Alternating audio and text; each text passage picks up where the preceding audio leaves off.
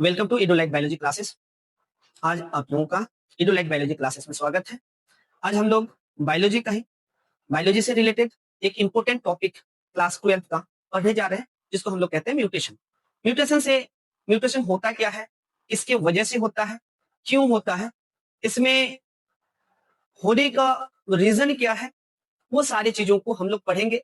और ये म्यूटेशन उत्परिवर्तन टर्म आया कहां से है, इनके बारे में हम लोग वन बाय वन स्टडी करेंगे।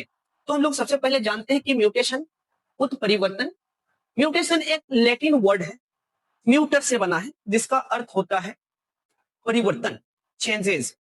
तो लैटिन वर्ड म्यूटर से बना है विच मीन्स चेंज, जिसमें होता है कि परिवर्तन। अब इसमें परिवर्तन किसमें आता है? परिवर्तन जीनोटाइप में, जीन स्ट्रक्चर में जो भी परिवर्तन आता है, जिसके वजह से बॉडी स्ट्रक्चर में बदलाव आने लगता है, इसी को हम लोग म्यूटेशन कहेंगे। तो म्यूटेशन टर्म को हम लोग जानेंगे कि म्यूटेशन क्या होता है। आनुवांशिक संरचना, जीनोटाइप या आनुवांशिक संरचना में अचानक परिवर्तन म्यूटेशन कहलाता है।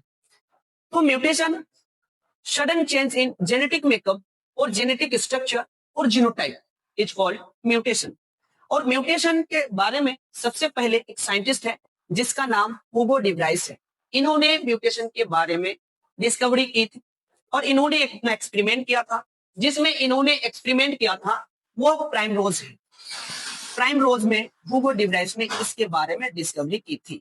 प्राइम रोज में इसके बारे में इन्होंने इस डिजीज से रिलेटेड डिस्कवरी की। अब यहाँ पे देखेंगे कि म्यूटेशन किसके वजह से होता है और म्यूटेशन का कारण क्या है। तो हम लोग जानेंगे कि म्यूटेशन जिस फैक्टर या कारण की वजह से होता है उसे कहा जाता है म्यूटाजेंस।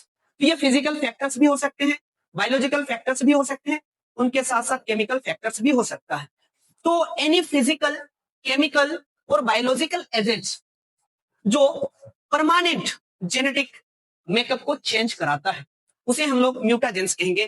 कोई भी भौतिक, रासायनिक या जैविक कारक जो किसी भी जीव के आनुवांशिक पदार्थ में, डीएनए भी हो सकता है और आरएनए भी हो सकता है, उनमें अस्थायी रूप से परिवर्तन कराते हैं, इसी एजेंट्स को, जीन को म्यूटाजेंस कहलाते हैं। अब यहाँ पे कुछ फिजिकल एजेंट्स हैं जो फिजिकल एजेंट में हम लोग पढ़ेंगे, क्योंकि इसमें एक्सरे एक फिजिकल एजेंट्स है जिसके वजह से म्यूटेशन होता है।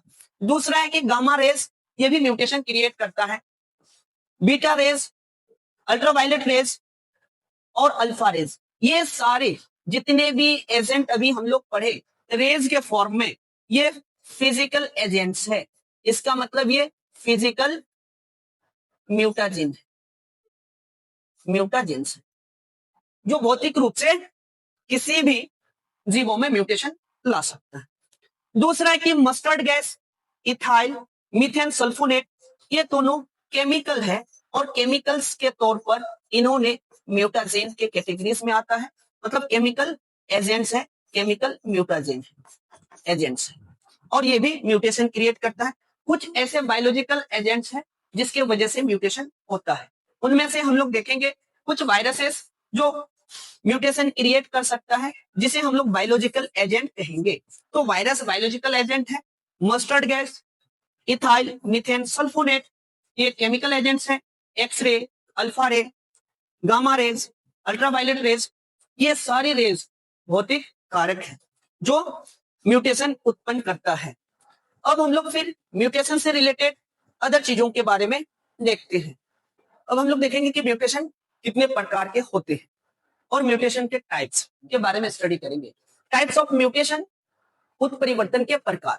म्यूटेशन दो तरीके से हो सकती है, तो क्रोमोसोमल म्यूटेशन और दूसरा है जीन म्यूटेशन।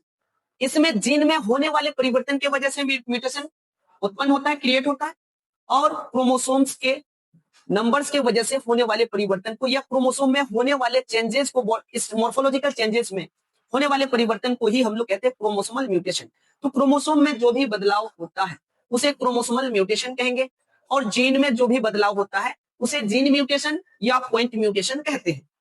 क्रोमोसोमल म्यूटेशन दो प्रकार के होते हैं, एक को हम लोग मॉर्फोलॉजिकल क्रोमोसोमल म्यूटेशन, दूसरा न्यूमेरिक क्रोमोसोमल म्यूटेशन, जिसको कहा जाता है numeric chromosomal mutation. Morphological chromosomal mutation किसको कहेंगे? इसके क्रोमोसोम में होने वाले बाहरी परिवर्तन या आकार में परिवर्तन के कारण जो भी परिवर्तन होता है उसको हम लोग कहते हैं मॉर्फोलॉजिकल क्रोमोसोमल म्यूटेशन। इसमें क्रोमोसोमल के कुछ पार्ट्स के टूटने की वजह से क्या होता है, वो चेंजेज आता है जिसे हम लोग डिलेशन कहेंगे। जब क्रोमोसोम के क्रोमेटिड्स के कुछ पार्ट्स के डिलीट होने या टूटने की वजह से होता है तो उसको हम लोग कहते हैं डिलेशन। डुप्लीकेशन, जब किसी नॉर्मल क्रोमोसोम में किसी दूसरे क्रोमोसोम के टूटे हुए पार्ट आके ऐड होता है तो उसको हम लोग कहते हैं डुप्लीकेशन। मतलब कि यहाँ पे कोई क्रोमोसोम नॉर्मल क्रोमोसोम है, नॉर्मल क्रोमोसोम में कुछ एक्स्ट्रा क्रोमोसोम आके ऐड होना, इनके कॉपी करना, ये कहलाएगा डुप्लीकेशन। इन्वर्जन किसको कहेंगे? इसमें क्रोमोसोम के सेगमेंट के टूटने की वजह से फिर वो रीअरेंज होता है इनवर्सली, जिसके वजह से उसके क्रोमोसोम के सीक्वेंस में परिवर्तन आता है, इसी को हम लोग कहते हैं इन्वर्जन। और उसके बाद ट्रांसलोकेशन, इसमें क्रोमोसोम का ही ट्रांसलोकेट हो जाता है, इसका पोजीशन ही चेंज होता है, जिसको हम लोग कहते हैं ट्रांसलोकेशन। इनके बारे में हम लोग डिटेल से अदर लेक्चर्स में पढ़ेंगे, जो भी वीडियोस आएगा उसके बारे में पढ़ेंगे, लेकिन न्यूमेरिकल क्रोमोसोमल के बारे में अभी स्टडी करते हैं।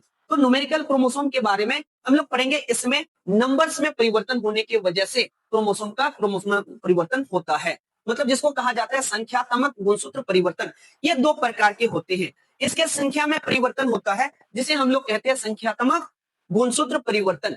इनमें से एक होगा यूप्लॉइडी और दूसरा होता है अनयूप्लॉइडी।